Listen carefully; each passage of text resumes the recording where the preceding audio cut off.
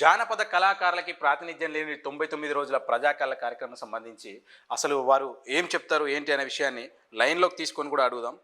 వాళ్ళు ఏంటి అసలు ఏం ప్రస్తావన అసలు అనేటువంటి దాన్ని ఎందుకు చేశారనేటువంటి దాన్ని ఇక్కడ ప్రజా సాంస్కృతిక కేంద్రం అధ్యక్షులు భూపతి వెంకటేశ్వర్ గారితో ఫోన్ లైన్‌లో మాట్లాడేటువంటి ప్రయత్నం చేద్దాం. నమస్తే అండి భూపతి గారు. నమస్కారం అండి. సార్ ఇప్పుడు ఇక్కడ నిన్న జానపద కళాకారులకి ప్రాతినిధ్యం వహించలేదు అని చెప్పేసి 99 రోజుల ప్రజా కళ కార్యక్రమం గురించి మీరు ఆర్‌టిఐ వేసినట్టుగా పేపర్‌లో ఇక్కడ ప్రచురించారు. అసలు 99 రోజుల కార్యక్రమం అనేది రవీంద్ర భారతిలో జరిగినప్పుడు మీకు అంటే ఇప్పుడు అందరికీ న్యాయం జరగలేదంటారా? ఎందుకోసం ఈ యొక్క కార్యక్రమం తీసుకున్నారు? తెలంగాణలో అసలు ప్రజా కళలు అంటేనే పల్లెలో ఉన్న గ్రామీణ జానపదాలు అంతరించిపోతున్న కళల్ని వాటికి ఊపిరిపోయడం, ఆ కళల్ని ప్రదర్శించడం, వాళ్ళకు పారితోషికం ఇయ్యడం, వాళ్ళకు సహాయ సహకారాలు అందించడం, అంటే ప్రజా కళల్ని బ్రతికించడం. అంటే ప్రభుత్వం ప్రజాపాలన ప్రజా ప్రణాళిక అని 99 రోజులు అన్ని డిపార్ట్మెంట్లు చేసింది. ఓకే. అన్ని డిపార్ట్మెంట్లు తూతుంబలుగానే చేసినాయి. అంటే ఏదో చేసినాము అన్నట్టుగానే చేసినాయి. అందులో భాషా సాంస్కృతిక శాఖ 99 రోజులు ప్రజా కళలని ఒక అద్భుతమైన పేరు పెట్టడము మేమందరం స్వాగతించినము, హర్షణీయం ప్రకటించినము, అద్భుతం అన్నము. తీరా వస్తూరికి తెలంగాణ సారథి కళాకారులతో కార్యక్రమము ముగిసింది.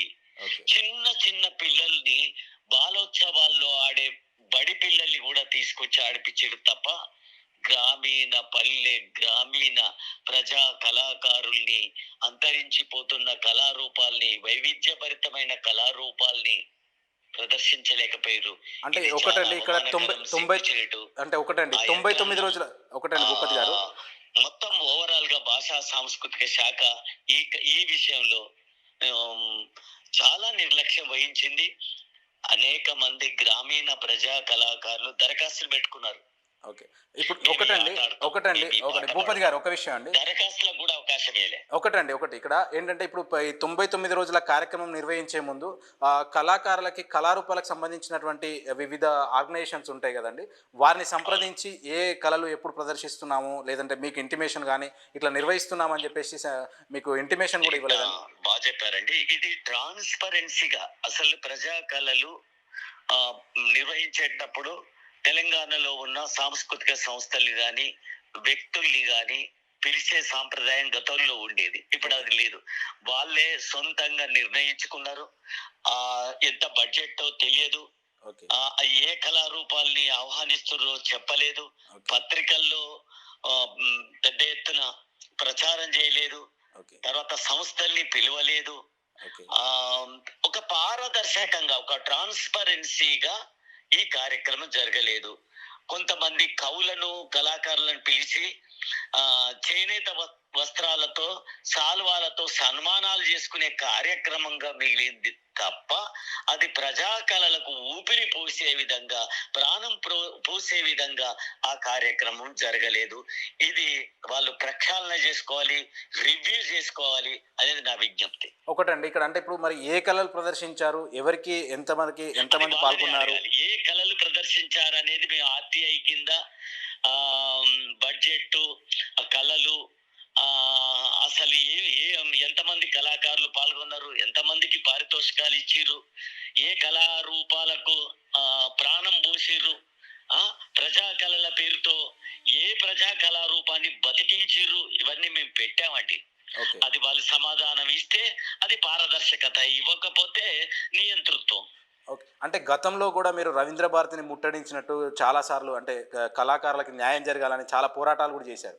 అయితే మీరు చేసిన విషయంలో కూడా మీకు ఒక విషయం చెప్పాలండి. ఐడెంటిటీ కార్డులు మేము రవీంద్ర భారతిని ముట్టడి చేసి ఓన్లీ ఐడెంటిటీ కార్డులు ఇవ్వాలని పోరాటం చేస్తే ఒక జీవో తీసుకొచ్చారు.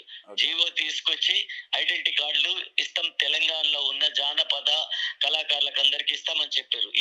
మేమందరం దరఖాస్తులు పెట్టుకున్నాం. 9,000 మందికి దరఖాస్తులు పెట్టుకుంటే మన జూపల్లి కృష్ణారావు మంత్రి గారు ఒక 10 మందికి నాయకులకు అంటే సలహాదారులకు తెలంగాణ భాషా సాంస్కృతిక శాఖ అడ్వైజర్ బోర్డు వాళ్ళకు చేతుల మీదుగా ఐడెంటిటీ కార్డులు ఇచ్చారు. ఇయంగానే మనందరికి ఇస్తారు అనుకున్నాం. కానీ వాళ్ళు మాత్రం పత్రికలలో మేము జూపల్లి గారి చేతుల మీదుగా గుర్తింపు కార్డులు తీసుకున్నామని సోషల్ మీడియాలో ప్రచారం చేసుకున్నారు. అంటే పత్రిక ప్రకటనలకి అయింది తప్ప ఇది ప్రజలకి గ్రామీణ సామాన్య ఒక కళాకారుడు దరఖాస్తు చేసుకున్నాడు, మరి ఆయనకి ఎందుకు ఇవ్వలే? ఆయన చేతుల మీదనే వాడు కూడా కోరుకుంటాడు కదా. అంటే ఎంత వ్యత్యాసం. పోనీ వాళ్ళకి ఇప్పటి వరకు ఇచ్చిరా అంటే ఇవ్వలే. 9,000 మంది 10,000 మంది దరఖాస్తులు పెట్టుకున్నా కూడా ఐడెంటిటీ కార్డులు ఇవ్వలేదు. ఒకటండి, ఇక్కడ ఇంకోటి మీరు అన్నట్టు అప్రూవల్ కూడా చేయట్లేదు. ఓకే, ఇప్పుడు మీరు అన్నట్టు ఇక్కడ ఏంటంటే వీళ్ళందరికీ కూడా ఐడెంటిటీ కార్డులే లేవు, కానీ గతంలో కూడా ఈ కళాకారులకి సంబంధించి ఏమైనా పెన్షన్లు ఏమైనా ఇస్తున్నారా? ఏ పెన్షన్లు రాలేదు. ఆ పెన్షన్లు ఎవరికి ఇస్తున్నారో లిస్ట్ కూడా ఇవ్వలేదు. అది భాషా సాంస్కృతిక శాఖ అనేది గతంలో కేసీఆర్ ప్రభుత్వం అప్పుడు ఒక కుర్చీ, నియంతృత్వ కుర్చీ కింద కొంతమంది కోటరీలకు ఉపయోగపడ్డది. ఇప్పుడు కాంగ్రెస్ సర్కార్ కూడా ఇప్పుడు అడ్వైజర్ బోర్డు పేరుతోటి అడ్వైజర్ బోర్డు సభ్యులకు మాత్రమే అనుమతి ఉంది. వాళ్ళ సలహాల మేరకే ఈ కార్యక్రమాలు జరుగుతా ఉన్నాయి. ఇది ప్రజలకు గాని సాంస్కృతిక, తెలంగాణలో అనేక సాంస్కృతిక సంస్థలు ఉన్నాయి, కనీసం వాటి సలహాలు తీసుకునే పరిస్థితి కూడా లేదు. వ్యక్తులు ఒక కుర్చీల చుట్టూ తిరిగే ఒక కోటరీల చుట్టూ ఈ కార్యక్రమాలు జరుగుతూ ఉన్నాయి. ఇక్కడ ఇంకో విషయం అండి, అంటే ఇక్కడ ప్రజా కళలు, ప్రజల దగ్గర చేసేటువంటి గ్రామీణ ప్రాంతాల్లో జరిగి ఉండేటువంటి కళల్ని ప్రోత్సహిస్తున్నాము, చేస్తున్నాము అన్నప్పుడు ఇక్కడ హైదరాబాద్ కేంద్రంగా నిర్వహించామని చెప్తున్నారు. ఇది హైదరాబాద్ కేంద్రంగా నిర్వహించడం సరైందేనా? అసలు కళలు ప్రదర్శించినప్పుడు ఎవరు చూస్తున్నారు? ఎవరు చూశారు? ప్రజా కళలు ఎక్కడ పాడబడతాయి, ఎక్కడుంటాయండి? తెలియదా వీళ్ళకు? ఏం భాషా సాంస్కృతిక శాఖకు ప్రజా కళలు ఎక్కడుంటాయి? పల్లెల్లో ఉంటాయా? పల్లెల్లో క్లాసికల్ డాన్సులు ఉంటాయి, పల్లెల్లో పట్టణాలలో క్లాసికల్ డాన్స్, శాస్త్రీయ నృత్యాలు ఉంటాయి. రవీంద్ర భారతి అంటే ఏంటిది? ఏమన్నా గిరిజన అంతరించిపోతున్న సాంస్కృతిక సాంప్రదాయ ఇట్లాంటి కళల్ని పెంచి పోషిస్తున్న సందర్భాలు ఎప్పుడన్నా ఉన్నాయా ఇక్కడ? అట్లాంటిది ఏమీ లేదు. ప్రజా కళలు అంటే గ్రామీణ మండల హెడ్ క్వార్టర్లో, జిల్లా హెడ్ క్వార్టర్లో పెట్టేది, డిపిఆర్ఓ పరిధిలో పెట్టేది. ఇప్పుడు అట్లాంటి సంస్కృతే లేదు, అట్లాంటి పద్ధతులే లేవు. మొత్తం ఒకప్పుడు దేవాలయాలు, పర్యాటక బోనాలు ఇటువంటి అన్ని పల్లెల్లో నడిచేటి. ఇప్పుడు ఇక్కడ ఇంకో ప్రశ్న అండి, డిపిఆర్ఓ నేపథ్యంలో కొంత అమౌంట్ ఇచ్చేది. ఇప్పుడు అట్లాంటివి ఏం లేవు, అన్ని తీసేసారు. తీసేసి మొత్తం బడ్జెట్ లో మొత్తం జీతాలకు సారథి కళాకారులను ఒక 550 మంది కళాకారులను పోషించడం కోసమే బడ్జెట్ కేటాయిస్తున్నారు. వాళ్ళకి సంబంధించిన జీతాలు ఇవ్వడంలోనే సరిపోతా ఉంది తప్ప పల్లె జానపదాన్ని, పల్లె కళారూపాల్ని, అంతరించిపోతున్న సంస్కృతిని, జీవన విధానాన్ని పెంపొందించే ప్రక్రియ భాషా సాంస్కృతిక శాఖ ఆ కార్యక్రమం చేయట్లేదు. ఇప్పుడు ఇక్కడ ఇంకో ప్రశ్న అండి, విధానం లేదు. తెలంగాణ ఇలా కర్ణాటకను ఆదర్శంగా తీసుకుంటున్నాం అంటున్నారు. కర్ణాటకలో జానపద అకాడమీ ఉంది, మరి నీ దగ్గర ఎందుకు లేదు? అక్కడ కర్ణాటకలో జానపద అకాడమీకి జోగాటి మంజమ్మ అని పద్మశ్రీ అవార్డు ఇచ్చి, ఆమెకు ఒక ట్రాన్స్జెండర్ ఆమె పద్మశ్రీ అవార్డు ఇచ్చి ఆ కర్ణాటక అకాడమీకి చైర్మన్ ని చేశారు. ఇక్కడ ఏం జరుగుతుంది? ఇక్కడ అకాడమీ ఉందా? ఒక సాంస్కృతిక, ఒక కల్చర్ పాలసీ ఉందా? ఇప్పటికీ 12 సంవత్సరాలు తెలంగాణ వచ్చిన తర్వాత ఒక కల్చర్ పాలసీ లేదు. ఓకే, ఇక్కడ ఇంకో ప్రశ్న అండి, ఇప్పుడు మీరు అన్నట్టు కళల్ని ఆదరిస్తున్నారు, కళల్ని ప్రోత్సహిస్తున్నారు అన్నట్టయితే కనుక కళాకారుల కోసం మీరు ఒక ప్రోగ్రాం నిర్వహించారు. ఇదే సుందరయ్య విజ్ఞాన కేంద్రం వేదికగా మీరు నిర్వహించినటువంటి ప్రోగ్రాం సంబంధించి ప్రజా కవి, ప్రముఖ కవి అందశ్రీ గారు వచ్చినప్పుడు అందశ్రీ గారు ప్రశ్నించారు, గత ప్రభుత్వం ఉన్నప్పుడు కళాకారులకు మీరు ఏం చేస్తున్నారు, కళాకారుల కోసం మీరు ఏం చేశారు అన్నప్పుడు అప్పటికప్పుడు అదే ప్రోగ్రాం ముగియక ముందుకే అందశ్రీ గారికి అప్పుడున్నటువంటి డైరెక్టర్ ఫోన్ చేసి మేము కళాకారుల కోసం ఒక రోజు మొత్తం కేటాయిస్తున్నాం, ప్రజా కళల్ని వైభవంగా జరుపుకోవచ్చు అని చెప్పేసి మాటల వరకే జరిగిందా అది, లేకుంటే అది అమలు అవుతుందా? అందశ్రీ చనిపోయిన తర్వాత ఘనమైన నివాళులు అర్పించారు. కానీ అందశ్రీ ఏదైతే కోరుకున్నాడో తెలంగాణ జానపద అకాడమీ కావాలని, తెలంగాణకు సంబంధించిన అంతరించిపోతున్న కళారూపాలని, జానపద కళారూపాలని ఒక సంస్కృతిని బతికించాలని ఏదైతే కోరుకున్న ఆశయం మాత్రం నెరవేర్చలేదు వీళ్ళు. కనీసం ఆయన చెప్పిన సలహాలు కూడా వీళ్ళు పాటించలేదు. ఓకే. అంటే అదే అండి. అంటే అప్పుడు మాట ఇచ్చారు కదా! ఏమని అంటే కళాకారుల కోసం ఒక రవీంద్ర భారతి. అందశ్రీ పోయి ప్రత్యేకంగా జూపల్లి కృష్ణారావుతో కూడా మాట్లాడిండు.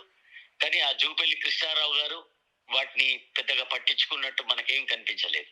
ఓకే. ఇప్పుడు మీరు కళాకారుల తరపున ప్రభుత్వాన్ని మీరు కోరేది ఏంటి? ఉన్నటువంటి గ్రామీణ కళాకారులకు సంబంధించి గతంలో మీరు ఒక 2000 మంది కళాకారులతో పెద్ద ఎత్తున రవీంద్ర భారతి ముట్టడి కూడా చేశారు.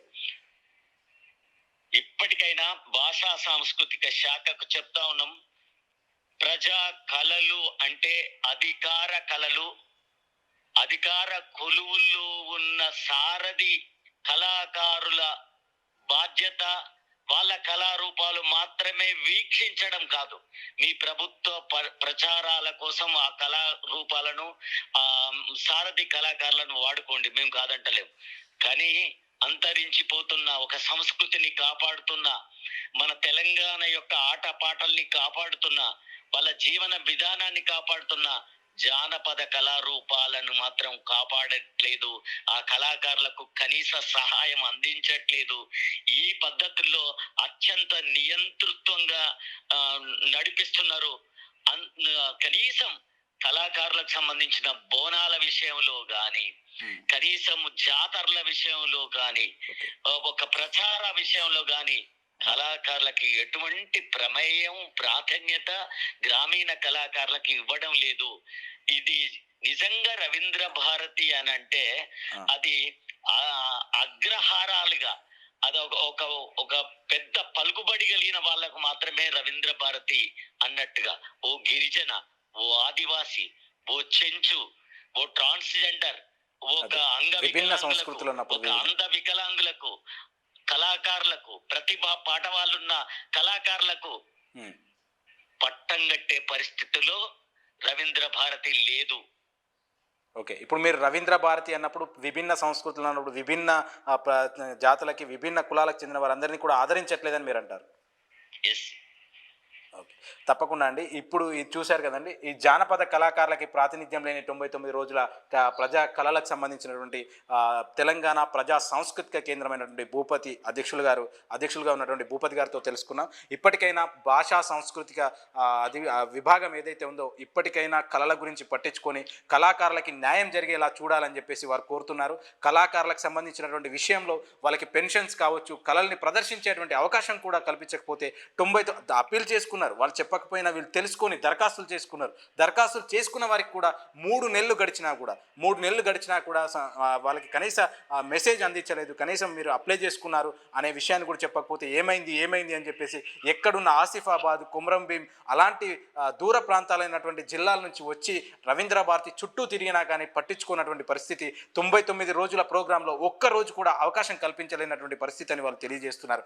అంటే 99 రోజుల ప్రోగ్రాం నిర్వహించి ఇంత పెద్ద ప్రోగ్రాంని నిర్వహించినటువంటి భాషా సాంస్కృతిక విభాగం ఒక కళకు సంబంధించి ఒక్క అవకాశం ఇవ్వకపోతే మరోసారి ఇస్తామంటే, ఇంత పెద్ద ప్రోగ్రాం చేసినప్పుడు అటువంటి వారు మరో ప్రోగ్రాంకి ఎలా అవకాశం ఇస్తారు అనేటువంటి సందేహం వీరిలో వ్యక్తమవుతుంది. ఇలాంటి మనకు చూసింది ఇదే, చూడనటువంటి ఇంకా మారుమూల గ్రామాల్లో ఉన్నటువంటి బుర్రకథ, యక్షగానము, సింధు కానీ ఇప్పుడు కొన్ని కళలు ప్రదర్శించారు. అక్కడ అంతరించిపోతున్నటువంటి చెక్క భజన, వివిధ కళలు ఏవైతే ఉన్నాయో తెలంగాణలో కనిపించినటువంటి కళలు తెలియనటువంటి ఈ తరానికి తెలియనటువంటి ఆ తరంలో ఉన్న ఈ తరానికి తెలియని కళలు ఎన్నో ఉన్నాయి. అలాంటి కళల్ని వీరు కనుమరుగై చేసేలా ప్రభుత్వాలు చూస్తున్నాయి. వాటన్నిటిని ప్రోత్సహించాలని చెప్పేసి తెలంగాణ భాషా సాంస్కృతిక అధ్యక్షులు భూపతి గారు తెలిపారు. ఫోన్ ఇన్ లైన్ ద్వారా మీరు కూడా విన్నారు.